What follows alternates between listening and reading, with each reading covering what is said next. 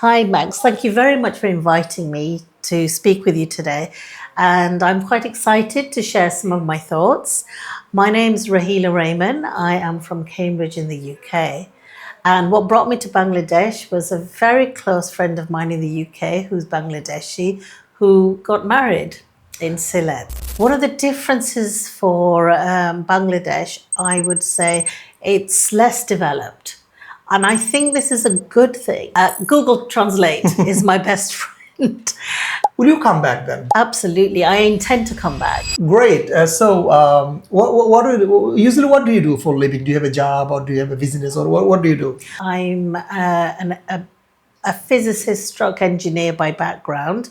I have been in industry for about 15 years, working in the oil and gas industry, in manufacturing, and it all had a thread within energy.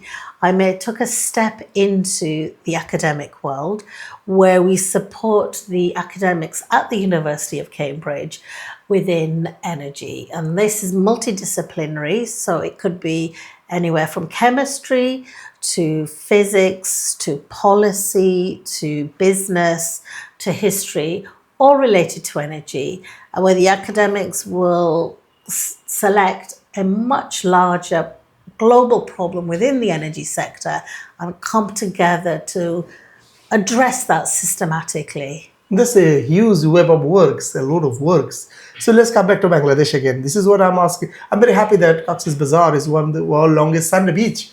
So seeing the people coming across the globe, this is really great for us. So I'm asking you again, what brings you here in Cox's So Bazar? Cox's Bazar, well, as I mentioned, I had a friend that recently got married, and this also gave an opportunity to explore this wonderful place, this wonderful country, and specifically for Cox's Bazar, my father came to Bangladesh more than 50 years ago.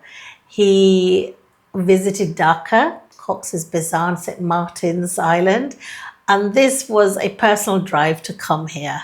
That's wonderful. Your father came 50 years ago. Is he still alive? Yes, he is. Great. Tell him to come back again. Absolutely. Panowa is, we'll show him around. Absolutely. So what I'm trying to understand or trying to tell you, how did you find Cox's Bazar? Is it beautiful? Is it nice?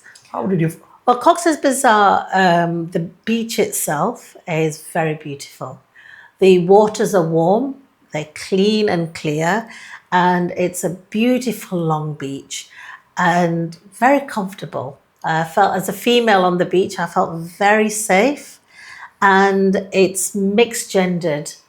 And one felt that if I needed to call on any help, everybody was willing to help should you need it. That's great. Yeah, I must say I will take it as a compliment. So, well, Raheela, another interesting question.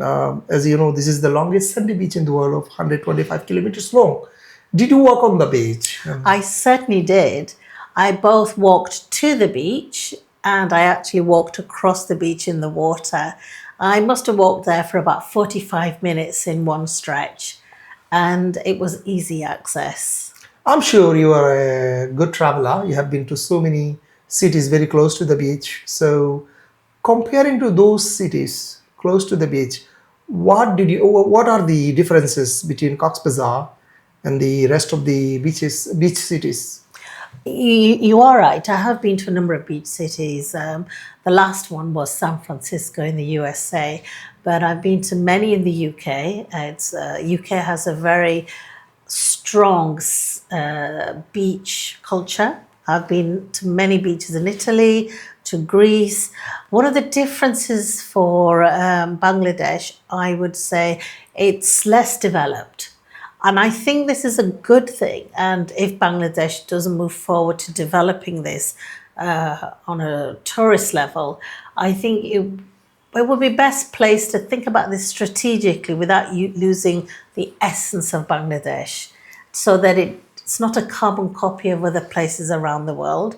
Yes, I think there are many travelers that travel from the west to the east and east to the west. And Bangladesh is placed strategically in the center, so it could provide a stop off for people if you just take a few days off to relax before going back, or the other way around. Hotels are reasonable, and the restaurants, of course, easy access. You have everything. You can go from vegan to vegetarian to non-vegetarian. Non-vegetarian. They cater for all diets. The only small thing I would say is perhaps bringing in the tourists, maybe just having access to the English language. I am not a proponent of making English a universal language. Right. However, this is a universal communications tool, and only for that reason. And that you have been saying about food, I would like to come back to the question. Yes. How did you find the food? Is it quite spicy, or what did you eat? Well, I can share with you what I had this evening. I had a beef curry with parantas, very delicious. The food is fresh and very high quality, and you couldn't get better. What about the spice? Do you still find it hot or spicy? And you said you have been to Sylhet. Yes. And the people from Sylhet, they eat spicy food a lot. Yes. So it was spicy for me.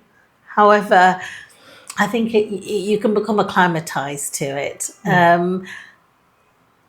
I think that if you do ask restaurants, that they may be able to suggest to you on your spice level of what you might like to they eat. usually do. They would cater for you. That's yes. right. Yeah. So how did you find the people? Are they friendly? Are they helpful? I mean, Bangladesh as a whole country and Cox's Bazar are second to none. Oh, great. Incredibly friendly. Even though there is the language barrier, the universal language works. Google Translate is my best friend. And the people, even if you're struggling, there will be a very kind bystander that will come forward and help you engage. Absolutely, I couldn't say more on the positives of Bangladesh and its people. And Raheela, one more, as you said, if I ask you, as you said, Cox's Bazar is very fine place and a clean beach, the people are friendly, the food is great. Will you come back then? Absolutely, I intend to come back. For this stay, I haven't been able to see many places. One on my list is Sundarbans. Absolutely I would like to see a bit more of the wildlife, and that I haven't been able to do on this trip. Next time I am transitioning over to the east, I will most certainly stop at Bangladesh. We'll also try to take you to the St. Martin Island if you have time. And also, what are some of your suggestions to make Cox's Bazar is one of the finest tourist spots in the world? What will you suggest? Yeah. I think Bangladesh and Cox's Bazar are ripe for an intake of tourists. I think people out there are not aware of what it offers. How to reach out to travelers. Communication is key. And publicity and finding out where travelers, the ones that have a little bit of that explorative bee in them, to try and find out how you can tap into that. So my one thing would be, say, communications. As we are in our studio, Panowa News, so usually Panowa News has been trying to ask the people some common question related to the new year. If I ask you a typical question apart from the tourism, Panowa News wants to know, what did you lose last year? Is there something that you lost? That it could be materialistic, it could be person, it could be instrumental. Did you lose something last year? Oh gosh, I have to think about this one on what I lost. Time.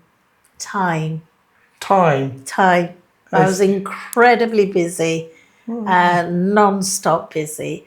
This I hope to move forward and gain back time.